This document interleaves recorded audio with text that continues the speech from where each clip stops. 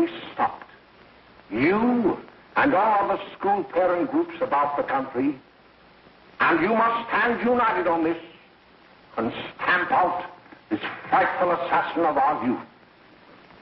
You can do it by bringing about compulsory education on the subject of narcotics in general, the dread marijuana in particular.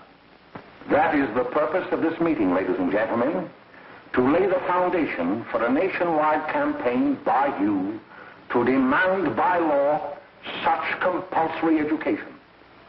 Because it is only through enlightenment that this scourge can be wiped out. Out of the traffic in these drugs, a lawlessness that we can scarcely estimate has grown and is now flourishing. It exists in almost every city and hamlet in the country. It might be interesting and important for you to know some of the methods used in bringing these drugs into the country, and the work of the forces of law and order, which are daily combating the traffic, always at the risk of life, by their agents. This ceaseless fight against the drug traffic is directed by the Department of Narcotics, Washington.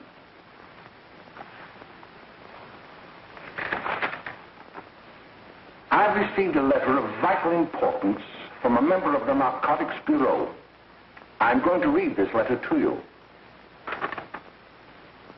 My dear Dr. Carroll, the suppression of the use of marijuana and of the forces lurking behind it are the most important jobs this department is now engaged in.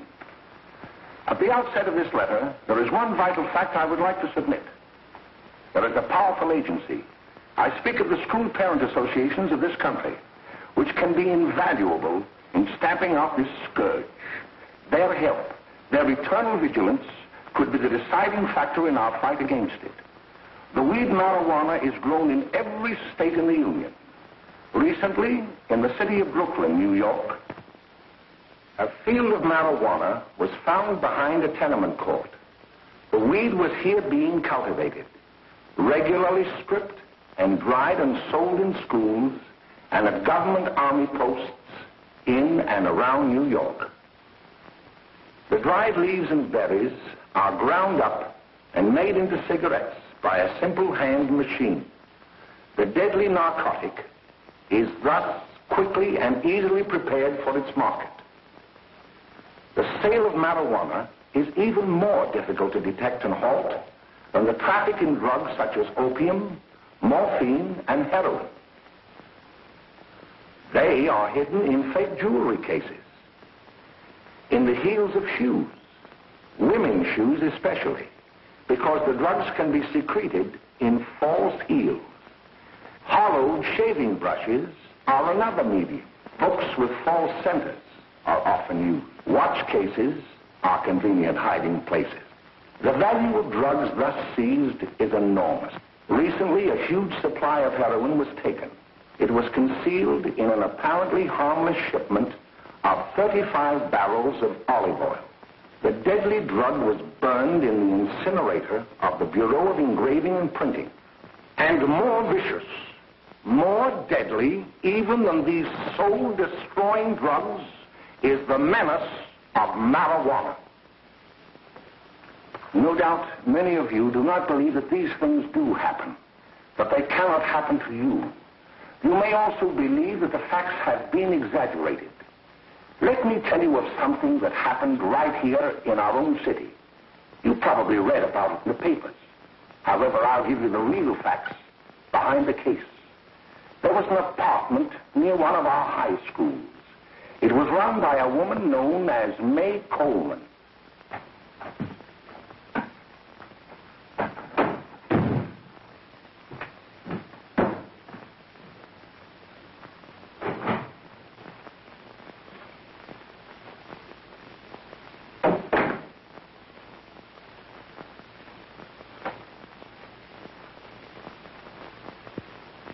Hey, come on, May, get up.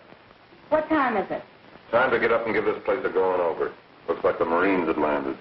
Oh, that bunch last night was high enough to take over the Marines and the Navy.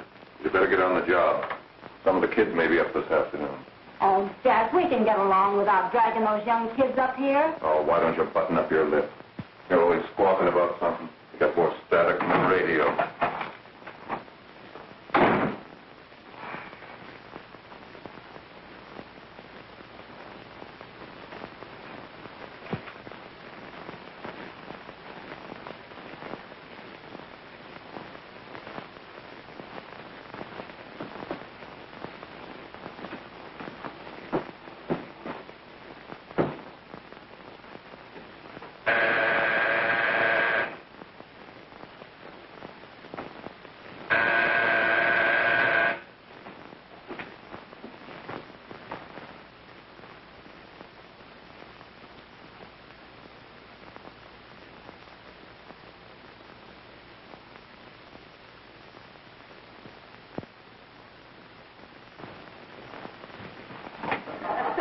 Oh, greetings.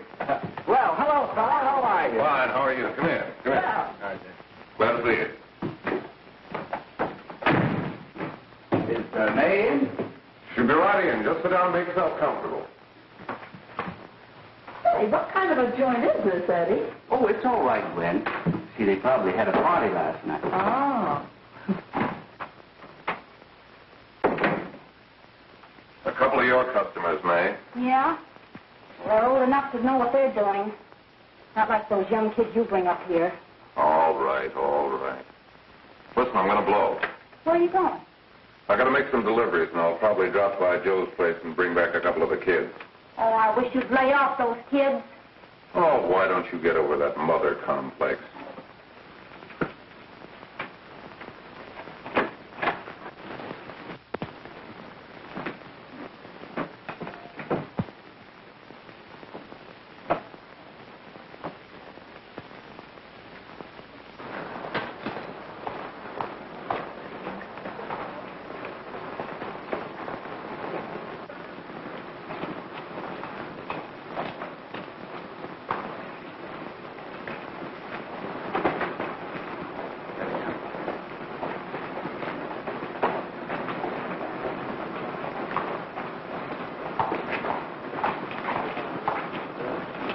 Oh, by the way, Ralph, I'm sort of getting a little party Saturday afternoon over at my grandmother's.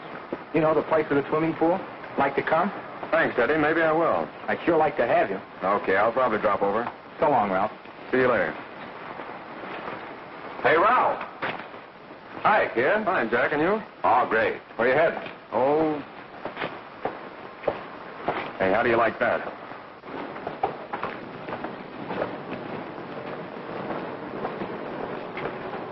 That's the one I was telling you about. Very nice. I don't know why you want to make such a fuss over that Ralph Wally. Oh, he's a swell swimmer. He made the freshman team that year he went to college. Yeah, and that left him out. My dad knows his family. None of them are any good. Father and mother just got a divorce from Paris. Yeah? You know, Ralph runs around pretty much on his own. He's been in a couple of jams. Well, I only kind of say hello to him. I don't go around with him. Well, you better not. He's a little too old for it. That's what my dad said. Hello, Mary. How are you, Bill? How are you, Ralph? Oh, hello, Ralph. You know our brother Jimmy, don't you? How are you? Well, I'd like you to meet a friend of mine, Jack Perry. Mary, Bill. no. How do you do? Glad to know you. We're going over to Joe's place. Why don't you come along? We have a date to play, a set of doubles. Oh, you can play anytime. Come on, we'll have some laughs. Oh, we can't today, Ralph.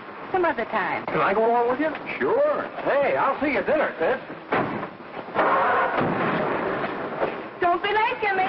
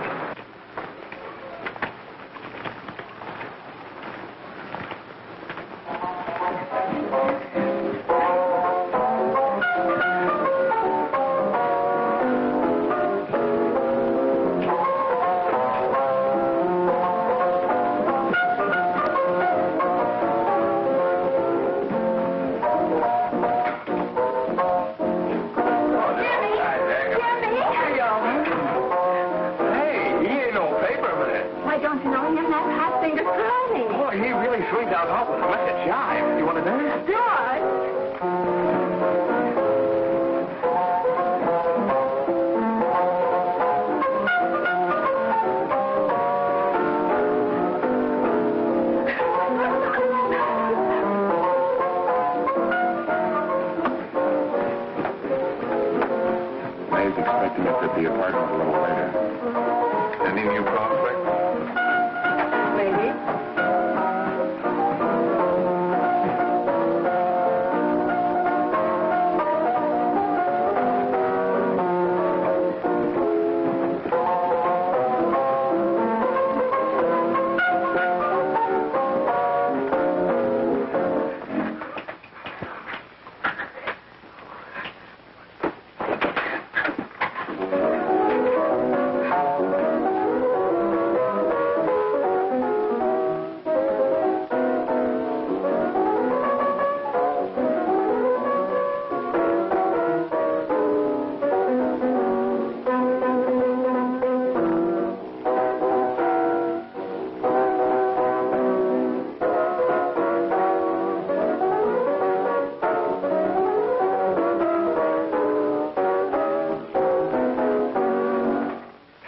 Jimmy, you're wonderful.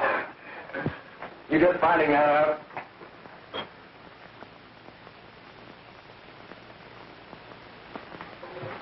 Why can't we go now? Sure. Hey, kids, we're having a little party up at my girlfriend's apartment. Wouldn't you like to come? Oh, I'd love to. You want to come, don't you, Jimmy? Oh, sure.